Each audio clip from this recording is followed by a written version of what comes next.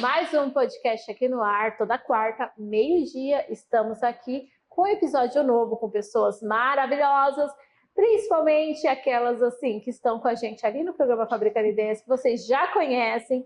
E hoje eu estou aqui com a minha amiga, pode falar amiga, né? Porque pode, é claro, de casa, né? Com a doutora Camila Franzinha, nossa fisioterapeuta, que nos ensina tanto lá na TV, e hoje ela veio aqui no podcast com a bonequinha dela, né? Para ensinar muito mais pra gente. Então fica aqui comigo. Muito obrigada. Ai, que delícia. Tava devendo esse podcast, que delícia né? estar com você. Estar com você é um presente para todo mundo, porque você ensina muito a gente. Muito obrigada por essa contribuição. É muito gostoso vir aqui conversar com vocês, contar. Isso, porque você descomplica o desenvolvimento motor. Que esse nome assim ficou bem legal, porque você descomplica, porque tem tanta... As mães têm tanta dúvida, tanto problema, tanto, né? E é o que eu conversei com outro médico sobre as informações que vêm muito rápida.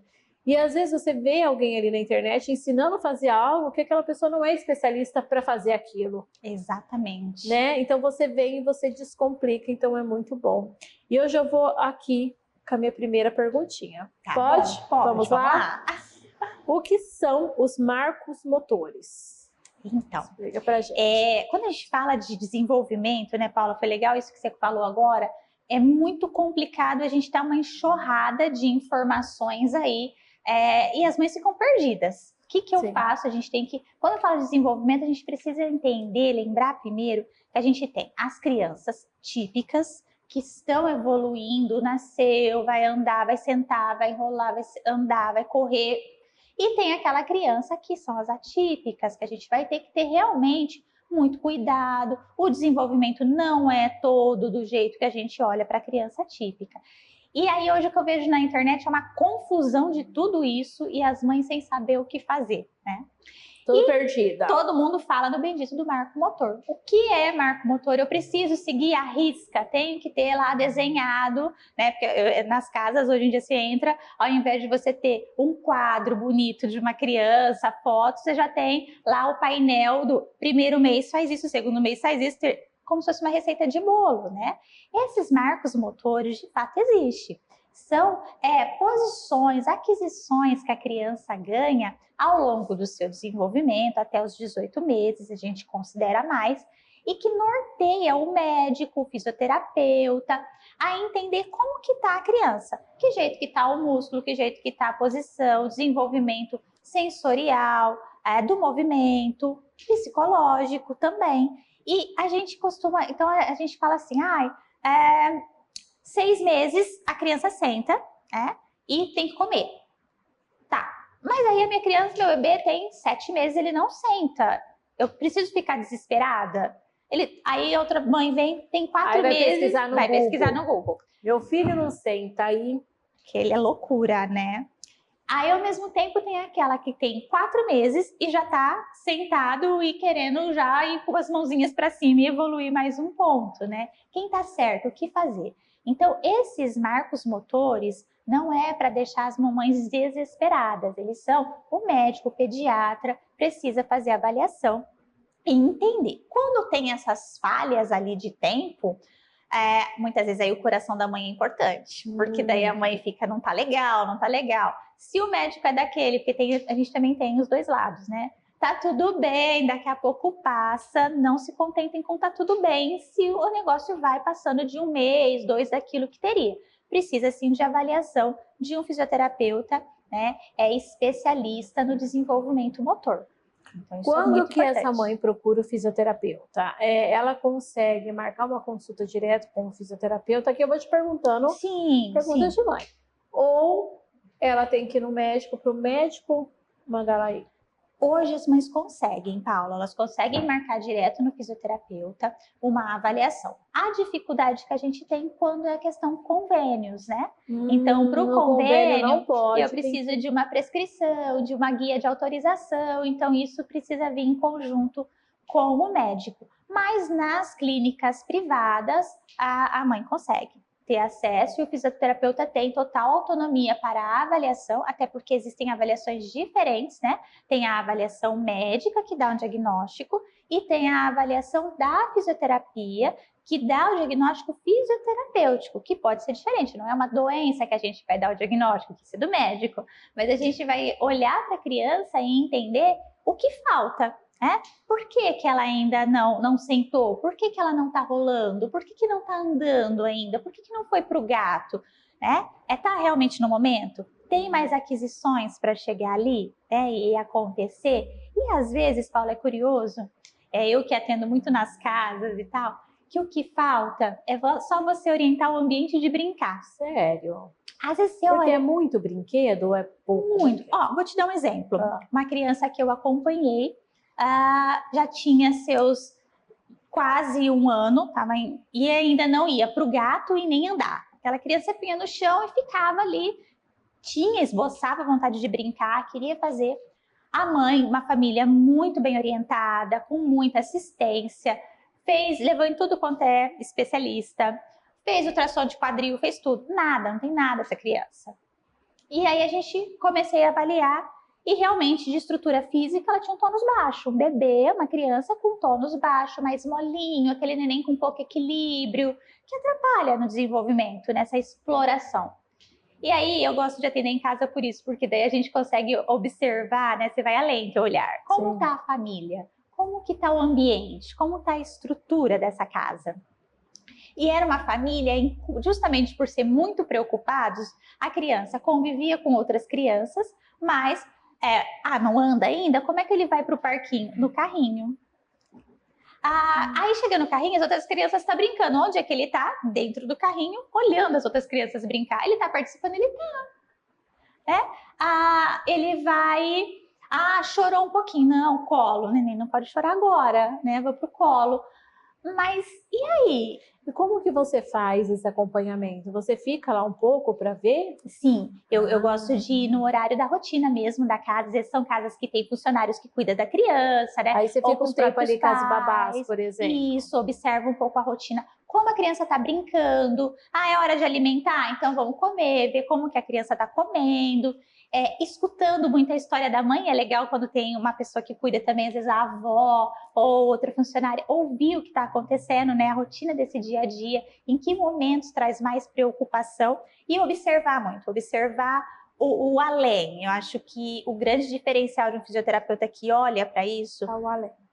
Não é o físico. Aí nesse que chora vai pro colo. E aí você foi percebendo que não tinha que, na verdade, ele não tinha, embora os adultos estavam achando que estava dando tudo, o seu melhor, toda a experiência que podiam e toda a estrutura com brinquedos muito bons, qualidade, tudo, essa criança não estava tendo qualidade para brincar. Ela não ia para o chão para explorar o chão e os brinquedos. Ela estava sempre assistida com alguém.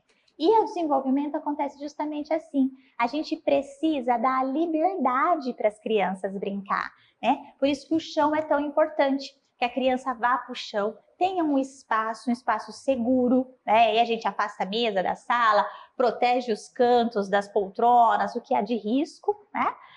E permite um chão seguro para a criança brincar. E não é o brinquedo na mão da criança, é o brinquedo um pouco afastado mesmo, porque ela vai ter vontade de ir lá, se deslocar e pegar o brinquedo.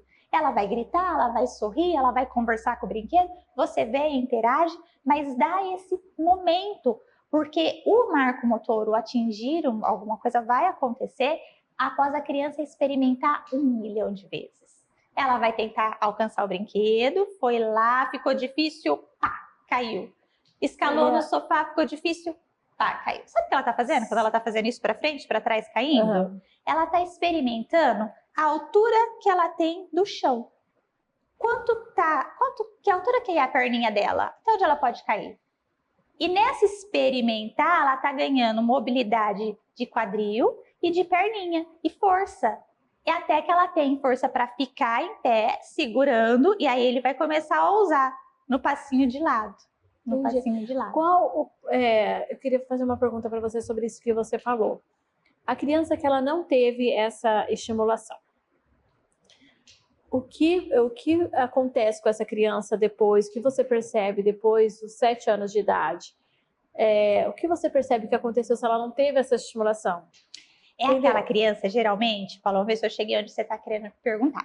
É aquela criança, geralmente, que a Como gente eu noto que essa criança, essa é a pergunta. Como eu noto? aquela criança que no começo ela ficou ali, ela é só um pouquinho mais, ela é preguiçosa, daqui a pouco ela vai. Tá tudo bem, ó, mas agora ela já sentou, ela faz isso, e a gente vai achando que tá tudo bem, tá tudo bem. Onde que a gente vai perceber muito? Na idade escolar. Então, quando a criança começa de fato, não é a escola ali pequenininho que ele tá, mas quando de fato ele começa a idade escolar do ler, do escrever, a gente começa a perceber alterações na coordenação. Aquela criança que é um pouco atrapalhada, aquela criança que tropeça em tudo, esbarra, né? Cai ali, caiu a caneta, caiu o lápis. Então, ela está tentando se encontrar no ambiente. Mas ela vai bem na escola, ela vai, uma criança que tem, claro, emocional, psicológico, perfeito. Mas você tem sempre aquela sensação de que amarrar o tênis é difícil, às vezes, pintar mais organizada, a letra, ela é descoordenada, uma letra maior, uma menor, ficar na linha. Então, você começa a perceber nesse detalhe refinado e que há algo de experiências anteriores faltou. E que não é nada de alguma patologia, TDAH, não.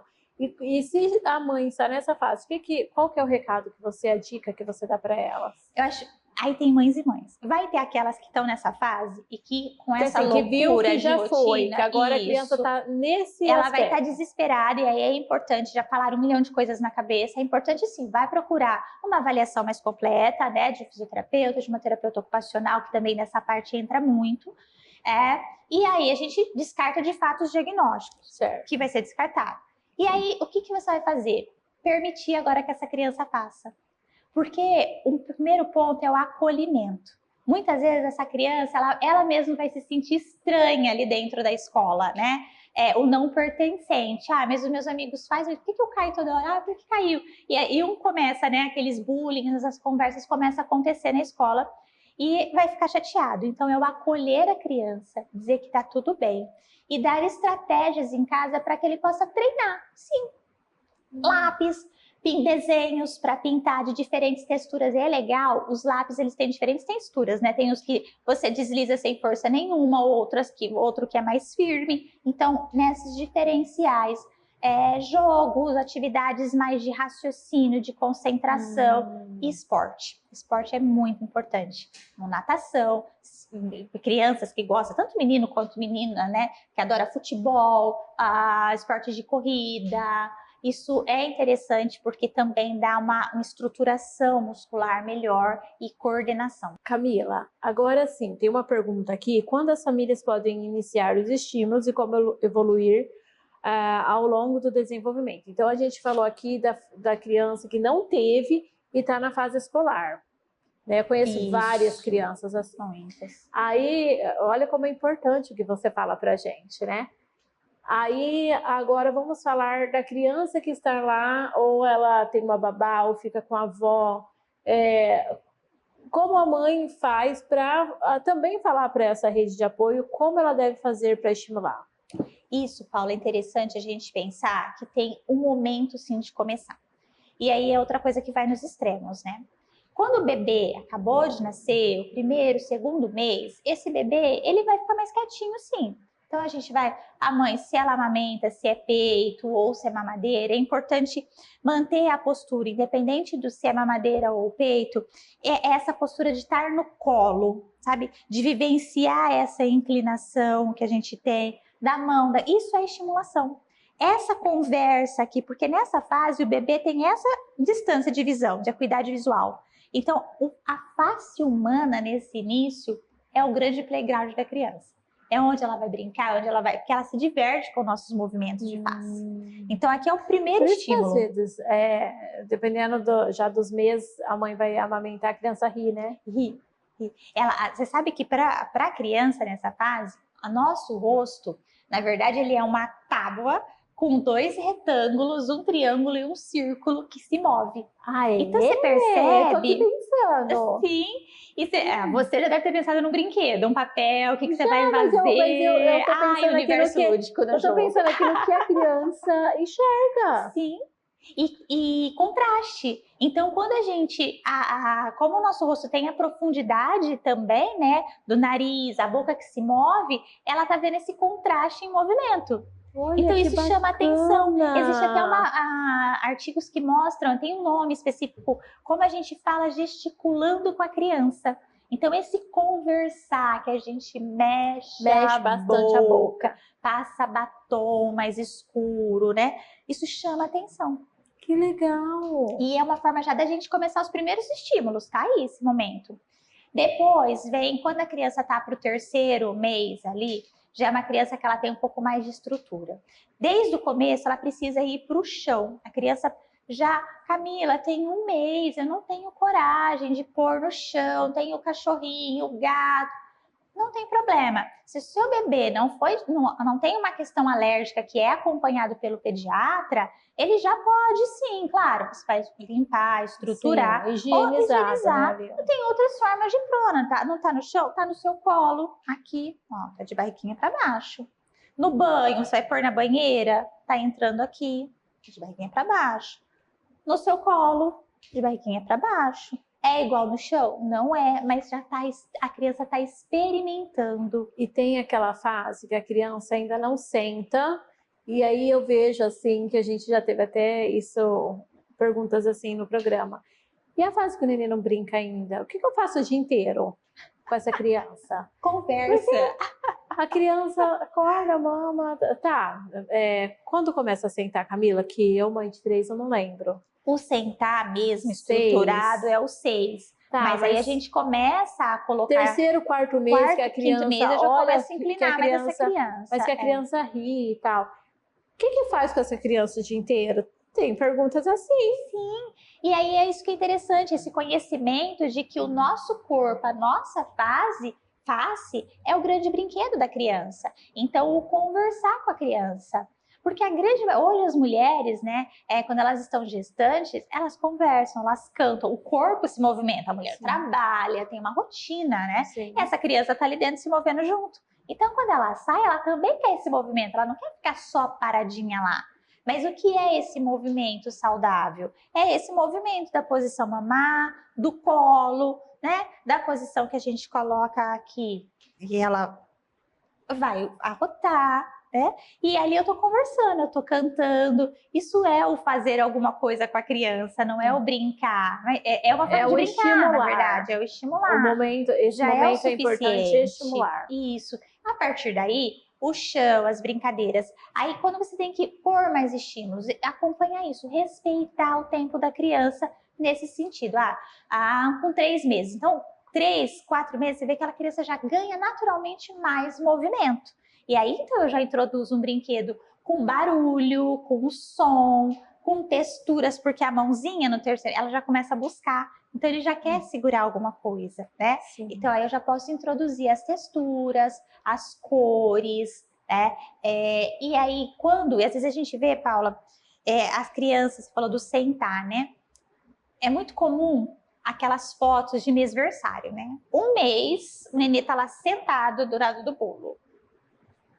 Todo pendurado, ele não tá sentado, ele tá pendurado no varal. Às vezes a cara da criança tá até desesperada. Sim, aí começa a babar muito, você fala, nossa, o que tá acontecendo? Ele tá tentando se regular. Tudo que ele começa ali chorar, fazer muita expressão, ele tá tentando se organizar no tônus, que ele não tem, ele não sabe o que tá acontecendo, né? Então, isso é interessante. Esse inclinar para sentar é mais tarde, com seus 4 meses, e esperar que ele sente depois com 6. Mas não precisa ficar desesperada se a criança não tá sentando, né? Esse assim, é uma dica legal, que não precisa ficar desesperado, mas também não precisa colocar a criança com 1 mês para sentar. Não, você tem que ter esse limite isso é importante, a rede de apoio que você tem envolvendo um fisioterapeuta que cuida disso, que avalia e que te dá tranquilidade em saber, olha, eu posso esperar mais um pouco, é uma estrutura de brincar, né, em casa, de rotina, ou não, é um estímulo mais rigoroso. Então, e aí,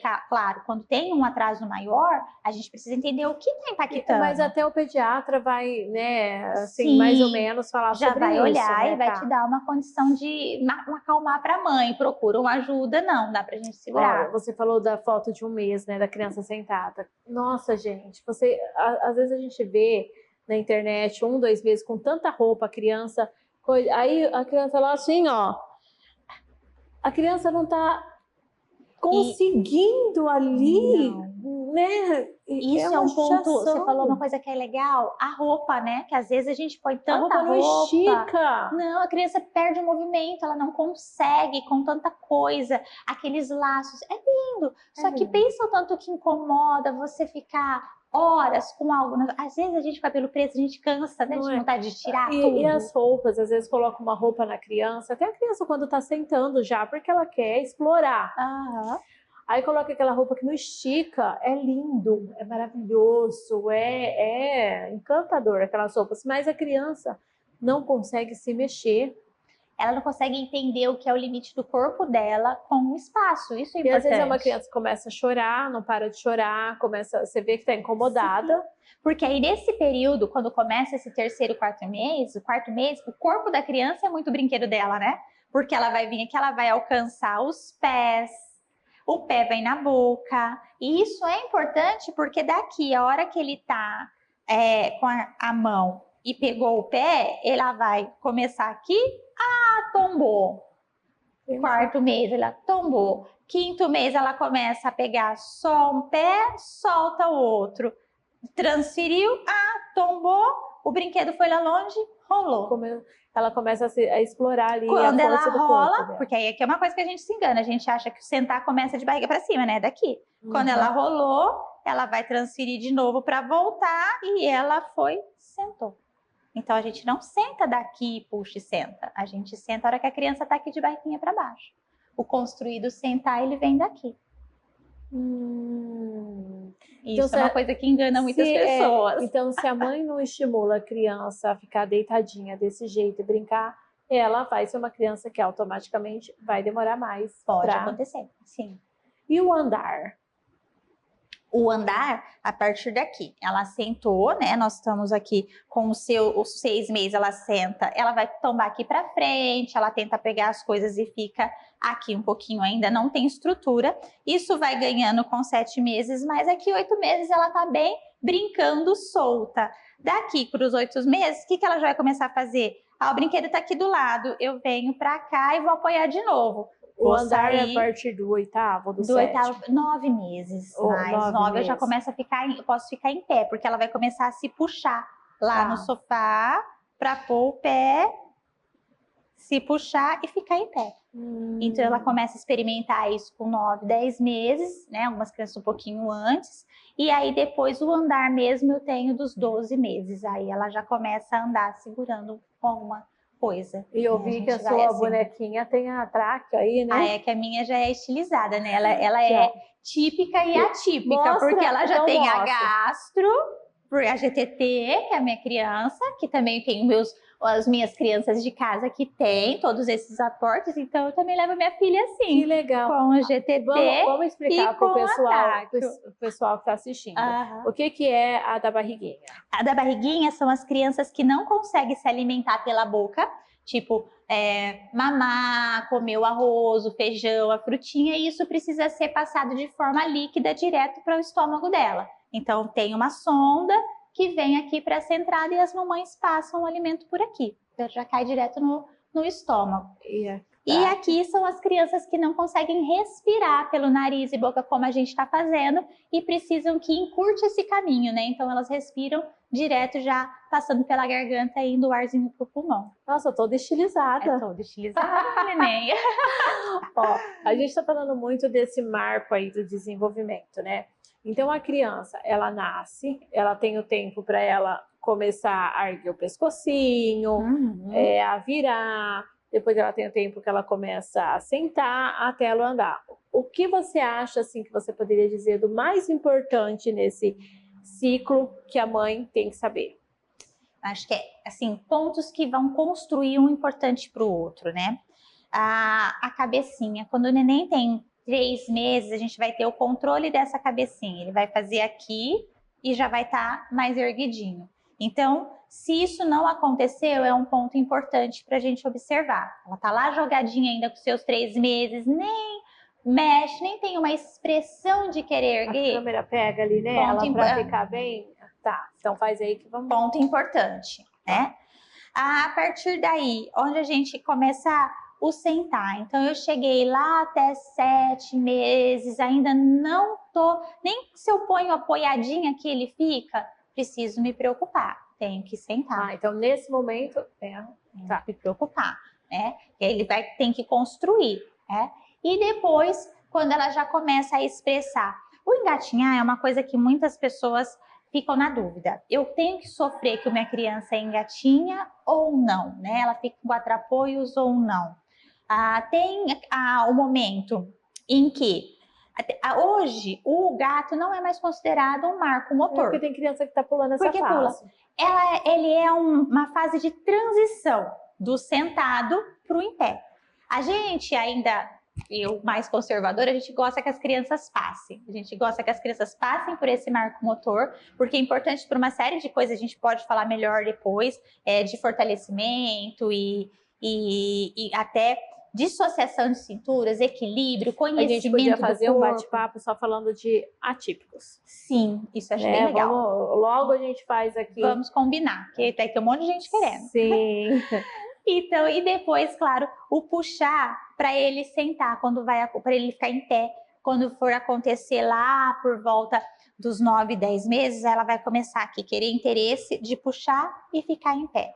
Então, segura no móvel, no sofá, na mesinha, na perna, aquela criança que vem rastejando, ou vem no gato e encontra a perna da mãe e começa, que a gente fala que era colo, né? Ele quer se encontrar ali para ficar em pé. Então, esses pontos são importantes que vai ajudar, sim, a construir o ficar em pé. Se isso começa a atrasar muito, a gente precisa entender o que está acontecendo. O que tudo isso que a gente falou aqui, qual que é terapia multidisciplinar? Fala se não tem nenhuma dessas características. A físio, entra a terapia ocupacional, o que mais entra? Nessa parte de desenvolvimento entra a fisioterapia, a terapia ocupacional. Pode entrar muitas vezes a fono também, porque às vezes aquela irritabilidade de ficar em barriguinha para baixo na prono pode ser alguma dificuldade no deglutir, na movimentação. As mãos, muitas vezes, né? O neném fica com a mão aqui, ele não vem para a face. Nenéns que teve alguma questão que, por exemplo, os prematuros, né? Que tem um atraso só pela prematuridade, não tem uma lesão. Mas precisaram de muita invasão na boca logo no momento de sonda, de tudo. Isso é ruim trazer a mão, não é a mão à boca, que é o primeiro momento em que o bebê conhece o mundo, né, de comunicação e de conhecimento, não é prazeroso, como é para a grande maioria. Então, talvez em alguns casos também a fono precisa fazer parte, e até as psicólogas também. A gente cada vez mais. E aí, dentro do mundo do estímulo, né, e do desenvolvimento, a gente tem toda uma gama de equipe. Hoje, especialistas em músicas, que tem como trabalhar com a criança, arte, terapia, as artes. Sim. Então, aí a gente pode escorrer hoje tem muito. Isso, a gente tem muito recurso. Porque hoje também eu vejo que com as telas as crianças estão se desenvolvendo menos, né? Sim, as telas prendem muito a criança. A gente já falou disso lá no programa. Muito. A tela, teve um programa bem bonito sobre telas. O que a gente percebe, a tela lá traz uma falsa impressão para nós adultos de que nós temos uma geração mais inteligente hoje, né? Eu escuto muito falar isso. Nossa, hoje as crianças estão vindo a um mundo diferente, as crianças são mais espertas, as crianças já pegam o celular e vai com o dedinho e faz isso, faz aquilo. Tá. Tem muita coisa diferente, sim, do que quando eu fui bebê, claro, das nossas. Mas a tela, na verdade, ela hipnotiza. Porque você sempre vai ver uma criança sentada com a tela, se ela está segurando ali, o dedo movimenta, o vai e vem. Mas o tempo, hoje as crianças não conseguem ficar 10 segundos no mesmo desenho. Elas não terminam o rios que ela está assistindo. Percebe? Ela vai trocando, ele vai trocando, ele vai trocando. Então, isso está gerando ansiedade na criança, né? É uma criança ansiosa, que ela não consegue parar para ver. Então, você acha que essa criança vai conseguir parar para ouvir o professor na escola? Ela vai parar para ouvir os pais que estão tentando orientar alguma coisa?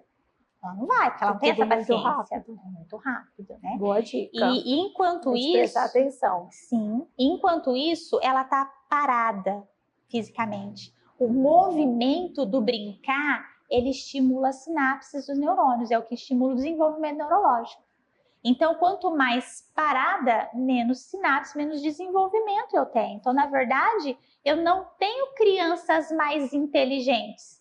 Eu tenho crianças com menos experiências de mundo, com menos possibilidades de desenvolvimento e que, com certeza, eu vou ter adultos com bastante impacto ali. Aquele adulto inseguro. Que nós já estamos tendo jovens, né? O obeso, a gente com dificuldade, porque a criança vai comer, ela não come quieta. Então você bota a tela e a mãe vai oferecendo, ou o pai, alguém vai oferecendo a comida, né? Aí ela não vê e ela come. Ela não vê o que ela tá comendo, ela não sente o sabor, ela não pega o alimento. Então, será que ela vai saber entender o que é saciedade, o que ela tá com vontade ou não? É verdade.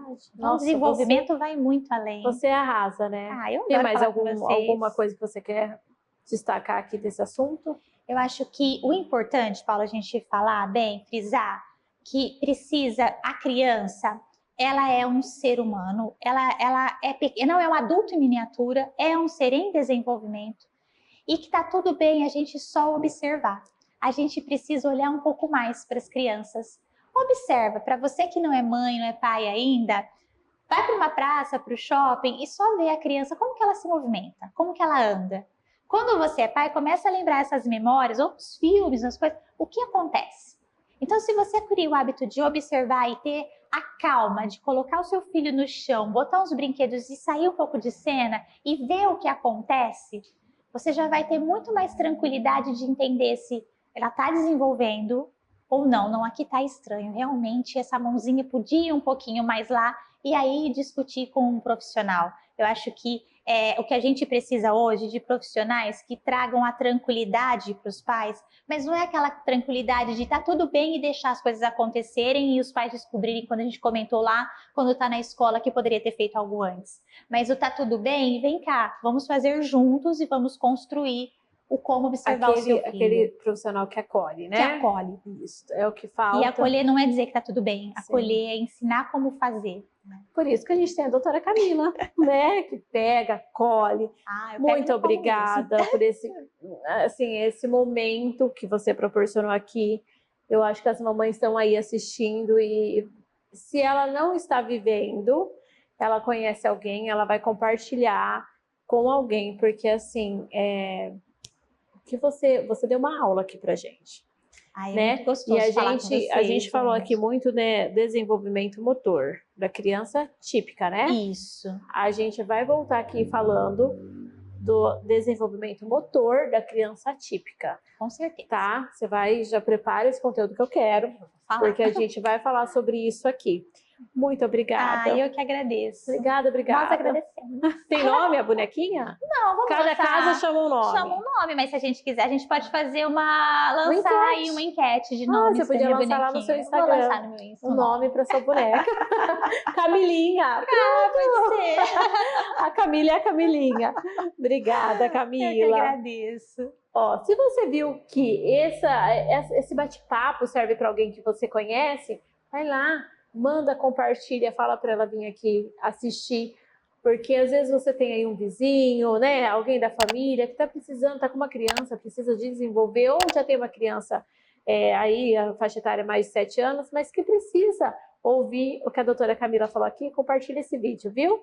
E fica aqui comigo no YouTube e quarta-feira que vem tem mais.